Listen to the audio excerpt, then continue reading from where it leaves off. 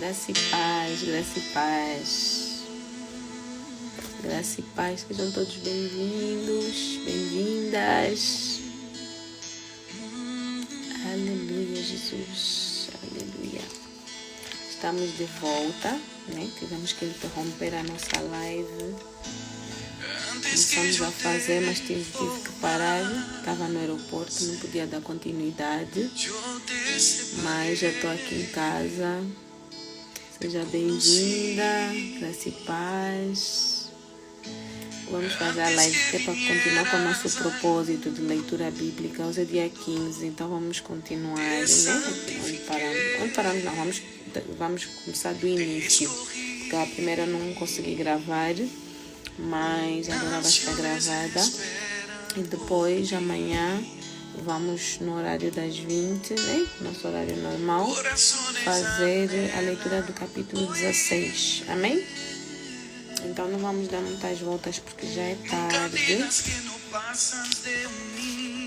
E precisamos de dar início. Amém? Vou deixar aqui um bocadinho o som. Aleluia, Jesus. Ó Santo Espírito, toma direção dessa live, Senhor.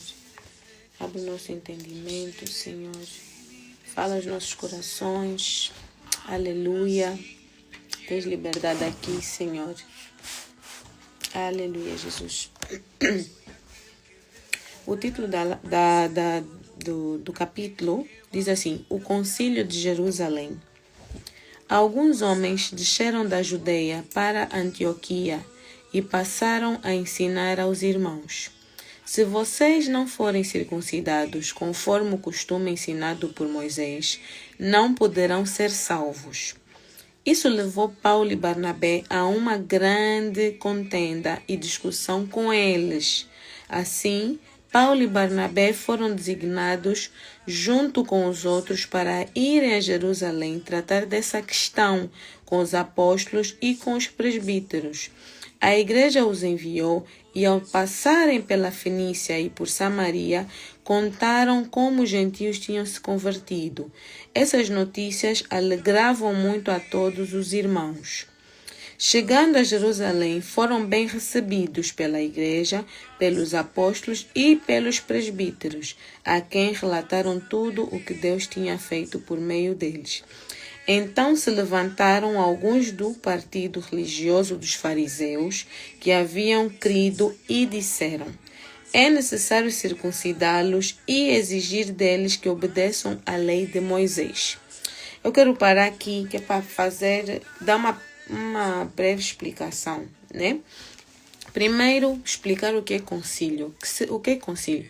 Concílio é uma reunião, né? É uma reunião que é feita por líderes religiosos.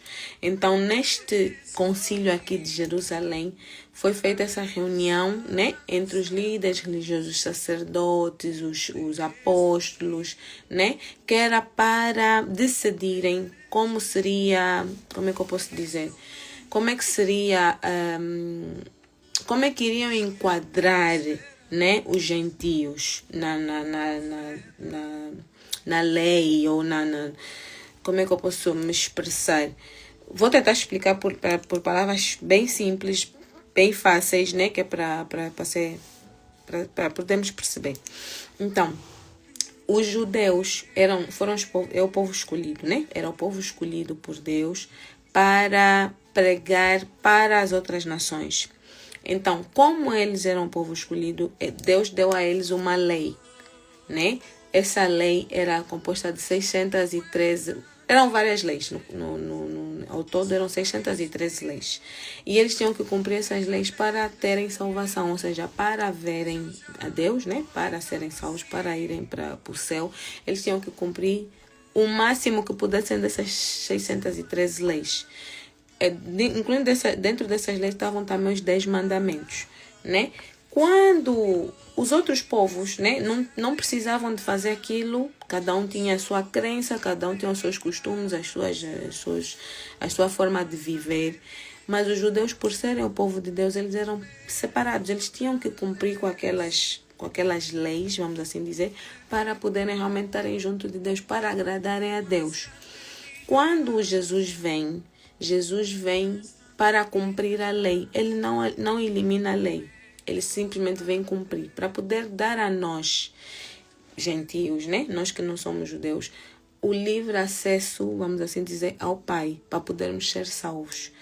Então, quando Jesus vem e morre por nós, o sangue de Jesus é o suficiente, né? A morte de Jesus, morte e ressurreição de Jesus, é o suficiente para garantir salvação para nós. Então, há aqui duas questões. Há os judeus que têm as leis e há os gentios que não têm a lei. Vivem da forma que vivem, têm seus costumes, as suas tradições, né? E aqui esse concílio foi para quê? Para poderem ver como é que vamos fazer agora. Nós temos as leis para seguir, né? E os gentios como é que vão fazer? Vão seguir? Não vão seguir? Então, aqui, Paulo e Barnabé, né, quando ouvem que eles disseram que, aqui diz, né, se vocês não forem circuncidados conforme o costume ensinado por Moisés, não poderão ser salvos. Isso, a circuncisão era também, ou circuncisão, era também uma das leis, né, um dos, como é que eu posso dizer, dos requisitos para a salvação. Então, havia necessidade da circuncisão, porque foi o próprio Deus que instituiu isso para o povo dele, né? Para os judeus. Então, Deus disse que eles tinham que ser circuncidados. Isso foi a partir de Abraão, essa lei entrou em vigor a partir de Abraão. Todos os homens tinham que ser circuncidados. Todas as crianças, rapazes, todos os meninos que nascessem tinham que ser circuncidados ao 8º dia. Para que servia a circuncisão? Era uma prova da aliança com o povo judeu, né? Com o povo hebreu, com Deus. Então, a circuncisão era uma aliança, ou seja, aquilo provava que eles são de Deus e garantia também a salvação. A questão agora é, essas leis são atribuídas também para os gentios? Aqui Paulo e Barnabé dizem que não, que os gentios não precisam de seguir. Por quê? Porque mais lá para frente, né? Vamos continuar a leitura e vocês vão entender o porquê. Amém? Então, isso era para tentar dar uma explicação assim, o mais claro possível. Espero que tenha sido clara, né? Que estamos a falar de 2 tipos de povo, vamos assim dizer, né? Os gentios e os judeus. Os judeus com as suas leis, eles não entendiam que só Jesus, né? Já o sangue derramado de Jesus já era suficiente para a salvação. Não precisava ser circuncidado, não precisava mais guardar o sábado, não precisava mais fazer certas coisas para ser salvo. O que garante a salvação, né? Desde a morte e ressurreição de Cristo até os dias de hoje, é Jesus. É o sangue de Jesus que garante a salvação.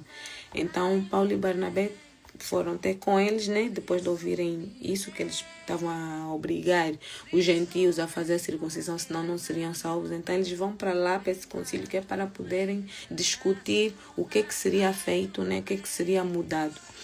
Então, no versículo 5 diz assim: então se levantaram alguns do partido religioso dos fariseus que haviam crido e disseram: é necessário circuncidá-los e exigir deles que obedeçam à lei de Moisés. Os apóstolos e os presbíteros se reuniram para considerar essa questão. Depois de muita discussão, Pedro levantou-se e dirigiu-se a eles: irmãos, vocês sabem que há muito tempo Deus me escolheu dentre vocês para que os gentios ouvissem de meus lábios a mensagem do Evangelho e crescem. Deus, que conhece os corações, demonstrou que os aceitou, dando-lhes o Espírito Santo, como antes nos tinha concedido. Ele não fez distinção alguma entre nós e eles, visto que purificou os seus corações pela fé. Então, por que agora vocês estão querendo tentar a Deus, pondo sobre os discípulos um jugo que nem nós, nem nossos antepassados conseguimos suportar? De modo nenhum, cremos que somos salvos pela graça de nosso Senhor. Vou repetir essa parte que eu acho que eu li mal. tem um ponto. De modo nenhum. Cremos que somos salvos pela graça de nosso Senhor Jesus, assim como eles também. Então, o que Pedro está a dizer? Né? Pedro está a pôr na mesa o facto de nem eles, nem os antepassados deles terem conseguido cumprir, porque era necessário que se cumprisse a lei, ou maior parte da lei, né, que é para garantir a salvação. Então Pedro aqui está dizendo, nem nós conseguimos, nem os nossos antepassados conseguiram. Como é que agora nós vamos meter esse jugo, né, esse peso pelos que não são judeus? Né? Uma das questões aqui que se levanta também é a alimentação. Os alimentos que são proibidos, os alimentos, né, os impuros e os puros. Então, para os judeus, eles tinham a lista daqueles alimentos que eles não podiam comer, que eram considerados alimentos impuros. Os gentios não tinham essas restrições, eles podiam comer qualquer coisa, podiam fazer, pronto, tinham uma vida, né? Não adoravam outros deuses, faziam uma série de questões. Mas os judeus tinham que se guardar. Por quê? Porque era o povo escolhido. Então, quando você é escolhido por Deus, você tem que se guardar. Você não faz tudo que, né? A própria palavra diz que tudo podemos, mas nem tudo nos convém. Então, nós somos guardados. Então, quando você é guardado, você tem que viver uma vida mais reservada em relação a quem não é de Deus. Tem que haver separação entre o que serve e o que não serve. A própria palavra fala sobre isso. Mas a questão aqui, em relação aos não digo os mandamentos, mas a lei, é que Pedro levanta que não era fácil, nem eles próprios conseguiam cumprir. Quanto mais você chegar agora numa pessoa nova convertida e dizer, olha, você não pode comer isso, você não pode fazer isso, você não sei o que, né? Tipo, dá aquelas leis todas, você tem que fazer aquilo, você... Então, é essa questão. Então, eles iam ver o que se iria manter, o que não se iria manter, ok? Então, no 12 diz assim, toda a assembleia ficou em silêncio depois de Pedro ter dito isto. Enquanto ouvia Barnabé e Paulo falando de todos os sinais e maravilhas que por meio deles Deus fizera entre os gentios. Quando terminaram de falar, Tiago tomou a palavra e disse, irmãos, ouçam-me, Simão, outras bíblias estão a dizer Pedro, né, que é o Pedro, Simão nos expôs como Deus, no princípio, voltou-se para os gentios a fim de reunir dentre as nações um povo para o seu nome. Concordam com isso as palavras dos profetas conforme está escrito. Depois disso voltarei e reconstruirei a tenda caída de Davi. Reedificarei as suas ruínas e a restaurarei, para que o restante dos homens busque o Senhor e todos os gentios sobre os quais tem sido invocado o meu nome, diz o Senhor, que faz estas coisas, conhecidas desde os tempos antigos. Portanto, julgo que não devemos pôr dificuldades aos gentios que estão se convertendo a Deus. Ao contrário, devemos escrever a eles, dizendo-lhes que se abstenham de comida contaminada pelos ídolos, da imoralidade sexual, da carne de animais estrangulados e do sangue, pois desde os tempos antigos Moisés é pregado em todas as cidades, sendo lido nas sinagogas todos os sábados. Amém? Então aqui o que está dizendo? Temos o que eles propuseram era que se dissesse aos gentios, aos novos convertidos, não vamos meter um peso, vocês não precisam de cumprir todas as 613 leis, mas há necessidade que se cumpra estas, que são abster-se de comida contaminada pelos ídolos, da imoralidade sexual, da carne de animais estrangulados e do sangue. Falando em abster-se de comidas contaminadas pelos ídolos. O que seriam comidas contaminadas pelos ídolos? São comidas feitas e consagradas a entidades. Há pessoas que fazem comida e antes de servir para a família, para quem for, pegam, separam, né, um pouco e entregam, fazem como se fosse uma oferenda.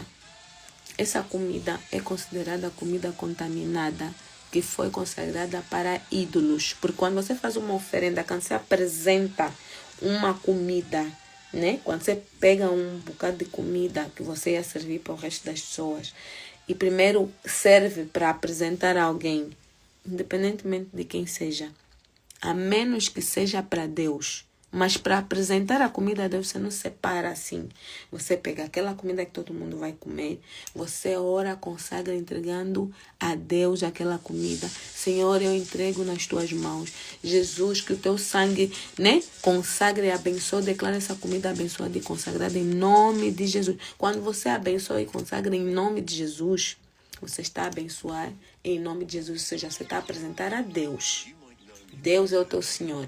Agora, qualquer outra pessoa, ser, anjo, santo, o que for, qualquer outro ser que você apresente a comida, você já está a apresentar a ídolos. Você já não está a apresentar a Deus. Você não está a entregar em nome de Jesus. Você está a entregar em nome daquela entidade. Ok? Então, isso já é considerado uma comida contaminada. Uma comida consagrada a ídolos. Por que devemos consagrar a comida ao Senhor? Ao Senhor Jesus, né? Em nome, a Deus em nome do Senhor Jesus. Por quê? Porque, por exemplo, dei exemplo, né, de pessoas que fazem isso. Tem pessoas que trabalham em restaurante ou donos de restaurantes que pegam e consagram também, tiram uma parte e também fazem essa consagração, né? Esse agradecimento a uma entidade. Então você não sabe. Então você tem que pegar e consagrar aquela comida. Porque você não sabe qual é a proveniência. Sabe, não vim num restaurante, estou a comer, então você tem que consagrar. Vais para a casa de alguém que não seja cristão, né? Que você não sabe como é que é, quais são as crenças dessa pessoa, consagra. Agora, você pode comer, porque você consagrou. Agora, e você não sabe se essa comida foi realmente apresentada ou consagrada ou não. Você está a se prevenir, né, de pecar nesse sentido. Então, você vai apresentar. Agora, você vai vir para minha casa e eu consagrei para uma entidade e você sabe que eu consagro comidas para entidades, né? Está amarrado esse espírito, mas é um exemplo. Então você já não vai comer. Você não vai aceitar, você já vai falar, não, a fulana já costuma consagrar, então eu não como nessa casa. Não, esse restaurante eu sei que fazem consagrações porque são restaurantes né? Que adora outras coisas, então também não vou para esse restaurante. Ou seja, você sabe conscientemente, né? Quando nós temos a consciência de que essa pessoa, esse lugar, não faz consagrações para entidades, então você não deve comer. Então, isso é um. Depois fala da imoralidade sexual. O que seria a imoralidade sexual? Imoralidade sexual é sexo fora do casamento, sexo ilícito, sexo com criança, sexo com animais, pensamentos perversos. Um homem é casado e está fazendo sexo com a esposa e está pensando em outra pessoa, ou vice-versa, ou a mulher também a pensar em outra pessoa, a pensar em outra coisa. Ok? Imoralidade sexual também são pessoas que têm conversas com duplo sentido, né? Não conseguem falar uma coisa sem dar uma piada imoral. Isso tudo é considerado imoralidade sexual. E entre outros, tem muitos mais exemplos, né? Mas esses são alguns. Depois fala da carne de animais estrangulados. O que seria animais estrangulados? Da forma que é morto o animal. Você pega uma galinha e sufoca o pescoço da galinha, ou torce, você faz isso, você está a estrangular a galinha, você não pode comer aquela galinha. Porque aquele animal você não pode comer, você estrangulou. Ou pega um cabrito e vai apertar o pescoço, asfixiar, ok? Isso é estrangular. Então tem a forma que é morto o animal também conta, ou seja, não deve ser estrangulado. E o sangue dos animais também não se deve comer. Por quê? Porque no sangue tem a vida. Então, uma coisa é, por exemplo, você comer uma carne mal passada. Uma carne mal passada não é considerado o meu sangue do animal. Por quê? Porque dentro da carne, né, dentro do músculo, sempre vai ter os vasos, né? Então aquele sangue não é o sangue da veia, vamos assim dizer, ok? Então, por exemplo, eu não sei de que país você é, mas nós lá em Angola comemos uma comida que se chama cabidela. É feita de sangue, é feita de galinha, né? E usa-se o sangue da galinha. Então, corta-se o pescoço da galinha. E o sangue que sai da jugular, vamos assim dizer, né? Da galinha. Aquele sangue é derramado numa tigela, depois... Eu não sei bem como é que se cozinha, mas pronto, usa-se aquele sangue, né, que sai da veia ou da artéria da galinha, porque é para se poder fazer a comida. Então, essa comida já não serve. Amém? Então, se for o sangue do músculo, né, do bife, por exemplo, tem que deita aquele, não tem problema, porque é um sangue que faz parte, né, do músculo, vamos assim dizer. Então, não há problema quanto a isso. Então, é isso. Então, falamos, né, da comida contaminada, porque foi consagrada a ídolos, falamos da imoralidade sexual e falamos dos animais estrangulados e do sangue do animal. Amém? Paramos no 21. Diz assim: pois desde os tempos antigos Moisés é pregado em todas as cidades, sendo lido nas sinagogas todos os sábados. A carta do concílio aos cristãos gentios. 22 diz assim: então os apóstolos e os presbíteros, com toda a igreja, decidiram escolher alguns dentre eles e enviá-los a Antioquia, com Paulo e Barnabé. Escolheram Judas, chamado Barsabás, e Silas, 2 líderes entre os irmãos. Com eles enviaram a seguinte carta: os irmãos apóstolos e presbíteros, aos cristãos gentios que estão em Antioquia, na Síria e na Sicília, saudações. Soubemos que alguns saíram de nosso meio sem nossa autorização e os perturbaram, transformando a mente de vocês com o que disseram. Assim, concordamos todos em escolher alguns homens e enviá-los a vocês com nossos amados irmãos Paulo e Barnabé, homens que têm arriscado a vida pelo nome de nosso Senhor Jesus Cristo. Portanto, estamos enviando Judas e Silas para confirmarem verbalmente o que estamos escrevendo. Pareceu bem ao Espírito Santo e a nós não impor a vocês nada além das seguintes exigências necessárias: que se abstenham de comida sacrificada aos ídolos, do sangue, da carne de animais estrangulados e da imoralidade sexual. Vocês farão bem em evitar essas coisas. Que tudo lhes vá bem. Ou seja, isso aqui são as coisas, né, que eles depois concluíram que seria esses quatro pontos que havia necessidade dos gentios também seguirem. Não se aplica apenas só aos judeus, mas que aplica também aos gentios. Então, era necessário que os gentios, né, que nós, no caso, seguíssemos, ou que nós seguimos, né, continuamos seguindo essas leis, vamos assim dizer, né? No 30 diz assim: uma vez despedidos, os homens desceram para Antioquia, onde reuniram a igreja e entregaram a carta. Os irmãos a leram e se alegraram com a sua animadora mensagem. Judas e Silas, que eram profetas, encorajaram e fortaleceram os irmãos com muitas palavras. Tendo passado algum tempo ali, foram despedidos pelos irmãos com a bênção da paz para voltarem aos que os tinham enviado. Mas Silas decidiu ficar ali. Paulo e Barnabé permaneceram em Antioquia, onde com muitos outros ensinaram e pregavam a palavra do Senhor. O desentendimento entre Paulo e Barnabé. Isso é o 36 agora. Algum tempo depois, Paulo disse a Barnabé: Voltemos para visitar os irmãos em todas as cidades onde pregamos a palavra do Senhor, para ver como estão indo. Barnabé queria levar João, também chamado Marcos, mas Paulo não achava prudente levá-lo, pois ele, abandonando-os na Panfilha, não permanecera com eles no trabalho. Tiveram um desentendimento tão sério que se separaram. Barnabé, levando consigo Marcos, navegou para Chipre, mas Paulo escolheu Silas e partiu encomendado pelos irmãos a graça do Senhor. Passou então pela Síria e pela Sicília, fortalecendo as igrejas. Amém? Aqui fala sobre esse desentendimento entre Paulo e Barnabé.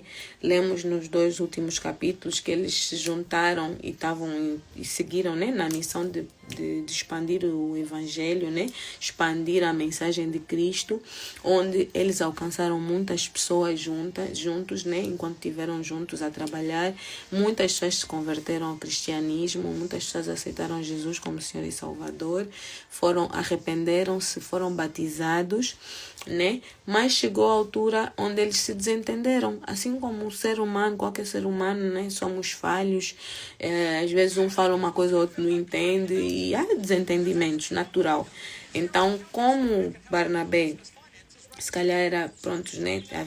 Devia, pronto, ter alguma, como é que se diz? Encontrou em Marcos, vamos assim dizer, né? Marco Paulo.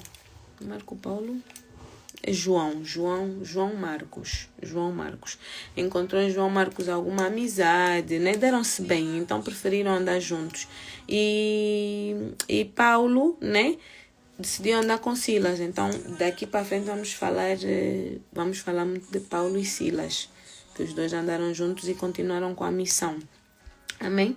Então é isso, é aquilo que nós já tínhamos falado ontem, que é o expandir, né? O continuar a propagar o evangelho, continuar a falar sobre Jesus e mais pessoas a serem alcançadas.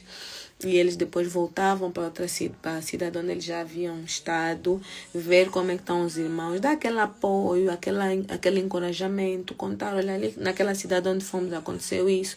Então vinham, davam testemunho. Então aquilo fortalecia. Oh, boa, vocês foram e falaram e tal.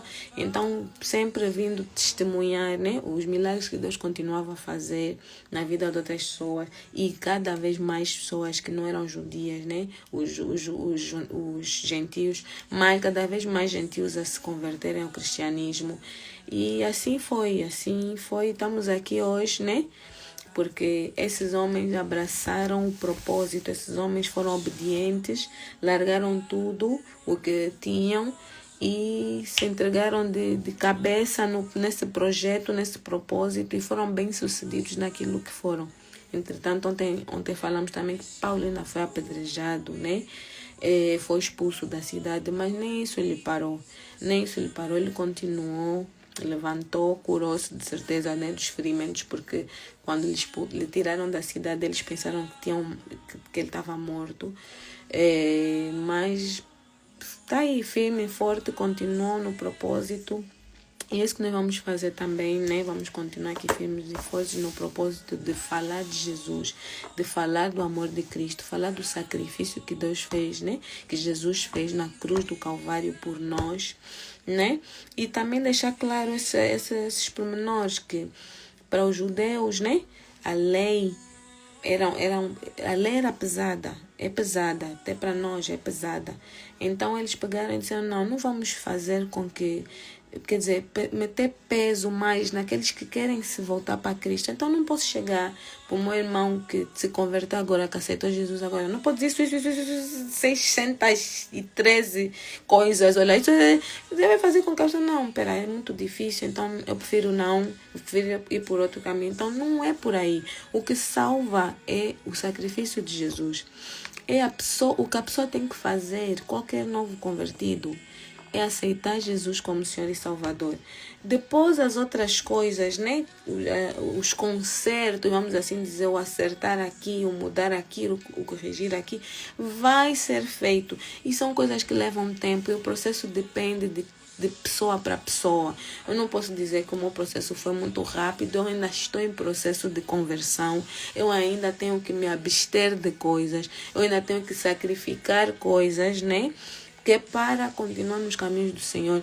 Então não posso chegar numa pessoa que é nova convertida, olha, a partir de hoje não faz isso, faz isso. Não posso, então é devagar, né? Por isso é que se nós pararmos para pensar e ver, analisar, eles tinham a paciência de ficar ali com os grupos durante dias, calhar mais tempo, meses, não sei, né? E ficar ali a ensinar, olha, agora sim. E a pessoa vai, quando eles viam, não, já está firme na fé, eles pegavam e iam para outra cidade. Ou deixavam alguém que tivesse já alguma maturidade, né? Que é para continuar o trabalho de acompanhamento, né? Porque é preciso realmente corrigir. Você já não pode fazer isso. Você tem que fazer assim, como a palavra diz, endireitar as veredas. O que é as veredas? Os caminhos. Tem que ser endireitados. Então eles depois iam, falavam com outros, convertiam outras pessoas, ficavam ali também um tempo, levantavam uma pessoa com mais experiência, com mais, né, que estivesse mais firme na rocha. Então, olha, agora você que vai ser responsável por esse grupo. E mesmo assim, eles voltavam para aquele grupo anterior, que era para continuar a dar acompanhamento e ver como é que não é. E é assim, o processo da conversão é assim. Nós vamos estar em processo de conversão até Jesus voltar. Mas esse processo não é Deus que vai pegar e vai fazer assim um passo de mágica e as coisas vão mudar. Nós precisamos de nos esforçar. Nós precisamos de analisar os nossos comportamentos, analisar as nossas falas, analisar os nossos pensamentos. E é todos os dias você tem que analisar, tem que se autoanalisar. E nós sabemos aquilo que nós fazemos de errado, né? Então, o que é que vamos fazer? Bem, eu antes falava isso, eu não vou falar. E corrigir. E assim vai. Que é para não ser pesado, ter que seguir Jesus já não é. Se eu for seguir, tem que fazer. Não é isso que Jesus quer. Não é isso que Deus quer para nós. Não é esse peso, ok? Então, é isso. O que eu tinha para hoje, né? É a leitura do capítulo 15, para não deixar para amanhã e nós continuamos né, na nossa jornada de leitura bíblica, acompanhando os dias. Nunca falhamos até agora, não vamos falhar se Deus quiser. Então amanhã, no nosso horário normal, vamos ler o capítulo 16 e continuar, né, aprender mais e mais e ver o que segue, que aventuras é que ainda vieram, né? E é isso, aumentar nossa fé, continuarmos firmes aqui na palavra, na leitura. Amém? E é isso.